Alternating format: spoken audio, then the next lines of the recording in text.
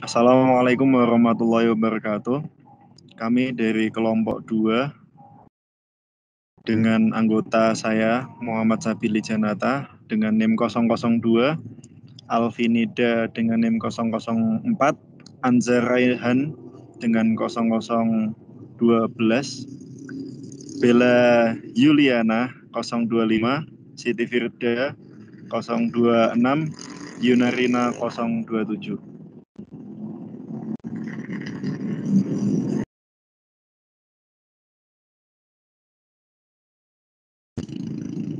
Mekanisme pengadaan barang atau jasa di sekolah.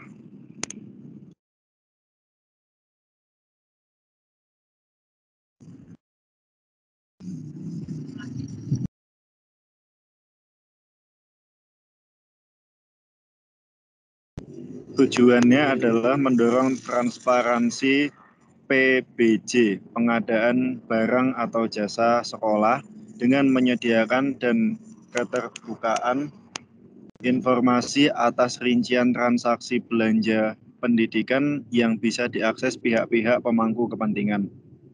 Meningkatkan pertanggungjawaban belanja pendidikan dengan pencatatan data PBJ sekolah. Melindungi dan memberikan rasa aman bagi pelaku dan penanggung jawab atas PBJ sekolah. Memperbaiki kualitas PBJ sekolah melalui penyediaan data yang valid untuk keperluan perencanaan, penganggaran, pengendalian, realisasi anggaran. Mengurangi potensi dan penyalahgunaan kewenangan dalam melaksanakan PBJ sekolah, dan mempermudah dan menyederhanakan kewajiban pelaporan oleh sekolah sehingga beban administrasi sekolah bisa dikurangi.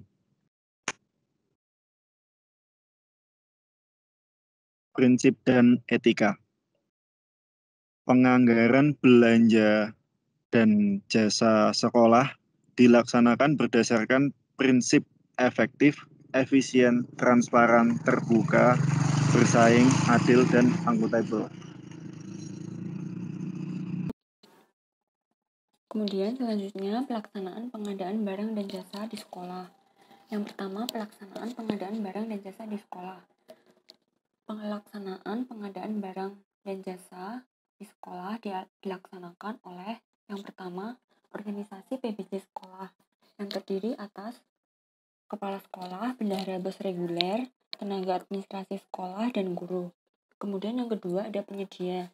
Dalam melaksanakan PBJ sekolah, pelaksanaan PBJ sekolah wajib yang pertama, melaksanakan tugas secara tertib disertai rasa tanggung jawab untuk mencapai sasaran, kelancaran, dan ketepatan tujuan PBJ sekolah.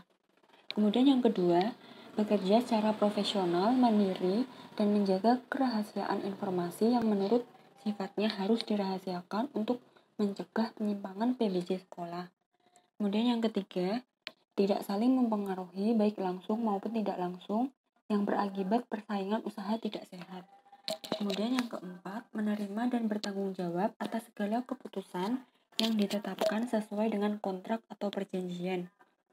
Kemudian yang kelima, menghindari dan mencegah terjadinya pertentangan kepentingan pihak yang terkait, baik secara langsung maupun tidak langsung, yang berakibat persaingan usaha tidak sehat dalam PBJ sekolah. Kemudian yang keenam, menghindari dan mencegah pemborosan dan kebocoran keuangan negara. Kemudian yang ketujuh, menghindari dan mencegah penyalahgunaan wewenang atau kolusi. Dan yang terakhir, tidak menerima, tidak menawarkan, atau tidak menjanjikan untuk memberi atau menerima hadiah, imbalan, komisi, rabat, atau bentuk lainnya dari atau kepada pihak manapun yang diketahui atau patut diduga berkaitan dengan PBJ sekolah. Kemudian berikutnya ada kewenangan dan tanggung jawab pelaksanaan pengadaan barang dan jasa di sekolah. Yang pertama ada kepala sekolah. Kepala sekolah memiliki kewenangan dan tanggung jawab sebagai berikut. Yang pertama, menetapkan tim pembantu PBJ sekolah. Yang kedua, menetapkan spesifikasi teknis. Yang ketiga, membuat harga perkiraan untuk PBJ sekolah. Yang keempat, melakukan negosiasi teknis atau harga kepada pelaku usaha. Yang kelima, memilih dan menetapkan penyedia. Yang keenam, mengadakan kontrak atau perjanjian dengan penyedia.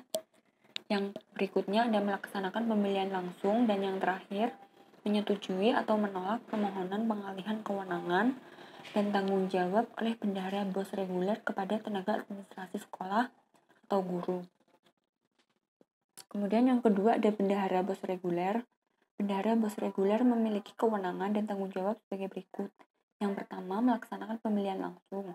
Yang kedua, melaksanakan serah terima hasil pengadaan atau membuat dan menandatangani berita acara serah terima atau BAST hasil pekerjaan. Yang ketiga, melakukan pembayaran kepada penyedia.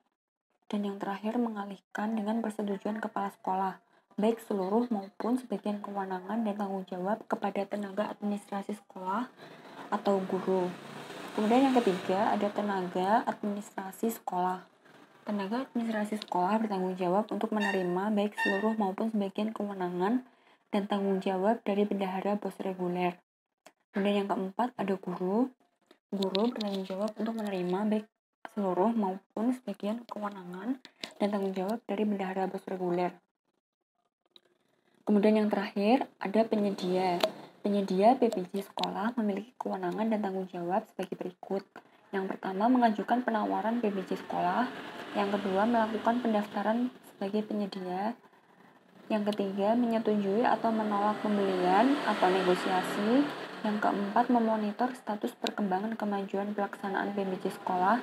Dan yang terakhir, menyerahkan hasil PPJ sekolah.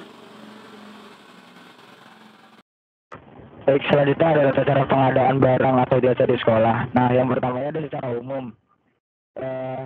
Secara umum sendiri, pengadaan barang dan jasa sekolah bisa dilaksanakan secara daring atau online, atau secara luring, atau bisa juga dikatakan sebagai offline. Kemudian yang kedua, pengadaan barang atau jasa di sekolah secara daring dilakukan melalui sistem pengadaan barang atau jasa sekolah yang ditetapkan oleh kementerian. Kemudian apabila terdapat ketentuan pengadaan barang atau pekerjaan konstruksi jasa lainnya yang mewajibkan pembelian secara elektronik atau e-purchasing, maka pengadaan barang atau pekerjaan konstruksi jasa lainnya dilakukan melalui sistem katalog elektronik. Next.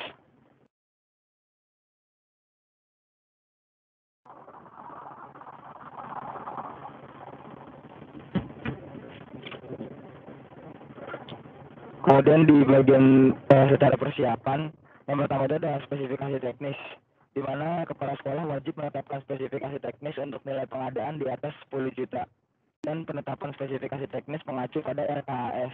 Nantinya kepala sekolah dapat menetapkan tim dan atau tenaga ahli yang bertugas memberi masukan dalam penyusunan spesifikasi teknis. Kemudian yang kedua, mengenai harga perkiraan, kepala sekolah akan menetapkan harga perkiraan dengan tujuan untuk menilai kewajaran dari harga yang diberikan. Nah, data dan atau informasi yang dapat digunakan itu digunakan sebagai informasi penetapan harga perkiraan yang diantaranya harga pasar setempat, di mana harga tersebut menjadi acuan sebagai harga barang atau pekerjaan konstruksi atau jasa lainnya di lokasi produksi, penyerahan yang menjelang dalam pelaksanaan pengadaan barang dan jasa sekolah.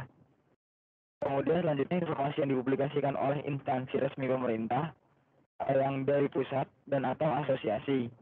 Kemudian selanjutnya perbandingan dengan biaya atau harga satuan barang atau jasa sejenis dengan kontrak yang pernah atau sedang dilaksanakan. Kemudian yang terakhir, informasi lain yang dapat dipertanggungjawabkan. Nantinya, penetapan harga perkiraan ini dikecualikan untuk nilai pengadaan barang dan jasa sekolah paling banyak 10 juta rupiah dan atau pengadaan barang atau jasa dengan tarif resmi atau harga pasar. Kepala sekolah juga dapat menetapkan tim dan atau tenaga ahli yang bertugas memberi masukan dalam penyusunan harga perkiraan.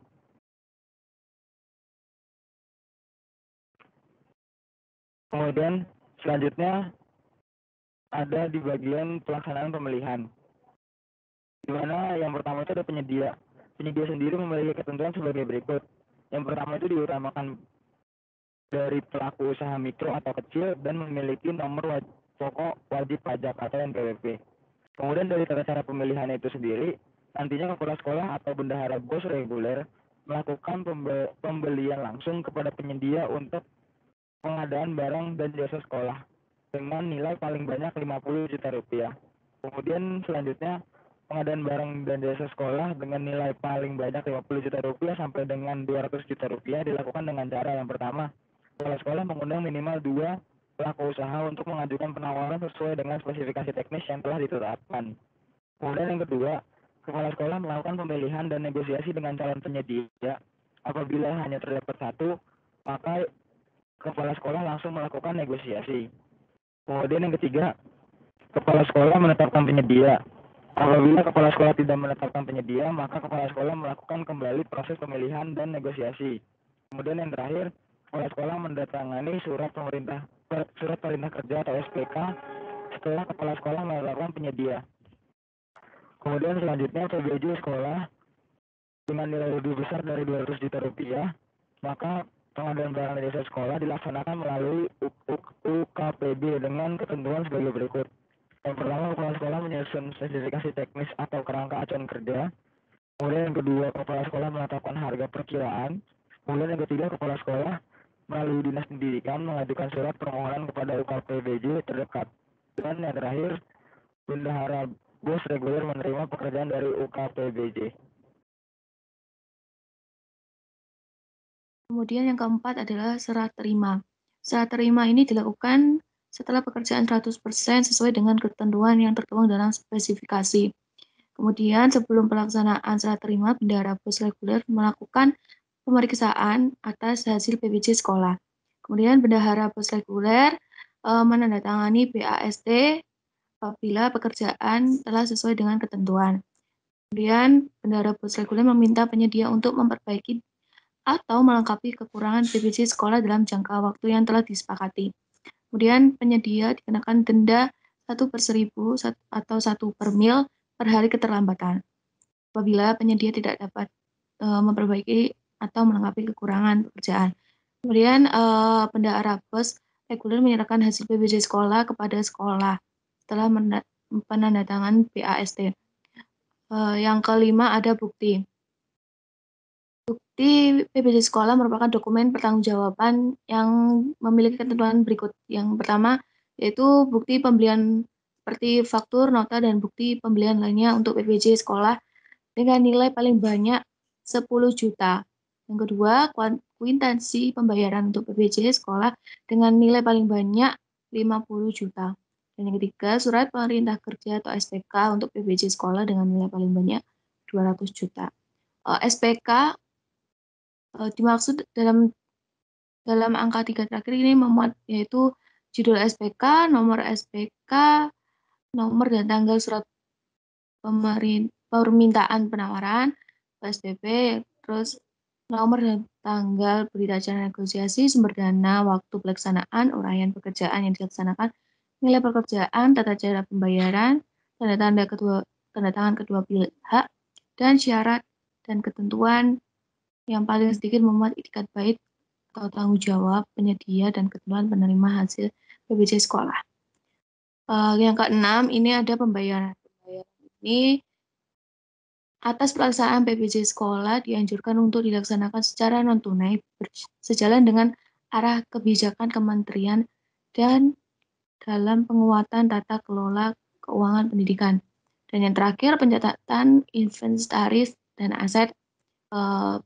Pencatatan inventaris dan aset dilakukan dengan ketentuan sebagai berikut. Yang pertama, sekolah wajib melakukan pencatatan hasil PBJ sekolah yang menjadi inventaris pada sekolah. Yang kedua, sekolah yang diselenggarakan oleh pemerintah daerah selain melakukan pencatatan hasil PBJ sekolah sebagai inventaris sekolah juga menyiapkan laporan hasil PBJ sekolah kepada pemerintah daerah untuk dicatatkan sebagai aset pemerintah daerah. Dan yang terakhir, yang ketiga itu pencatatan dan pelaporan sebagaimana dilakukan dalam angka 2 dilakukan sesuai dengan ketentuan peraturan perundang-undangan yang ditetapkan oleh kementerian yang menyelenggarakan urusan pemerintahan dalam negeri.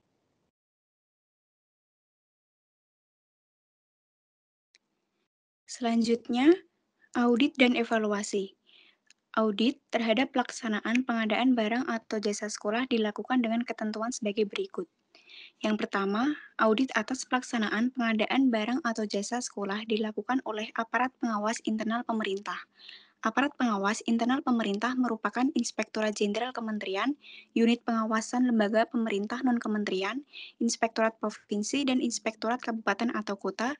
Dan yang kedua, pelaksanaan audit dilakukan melalui sistem analisa data, tatap muka, pengujian, dan atau metode audit lain sesuai dengan praktik audit dan ketentuan peraturan perundang-undangan. Selanjutnya akan dilanjutkan oleh rekan saya.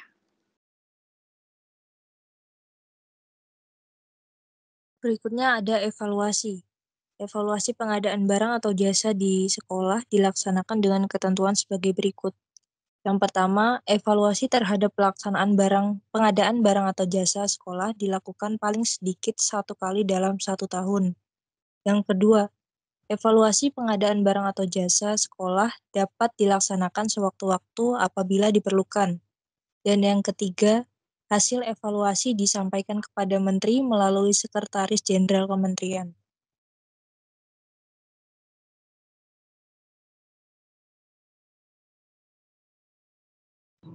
Sekian presentasi dari kelompok 2.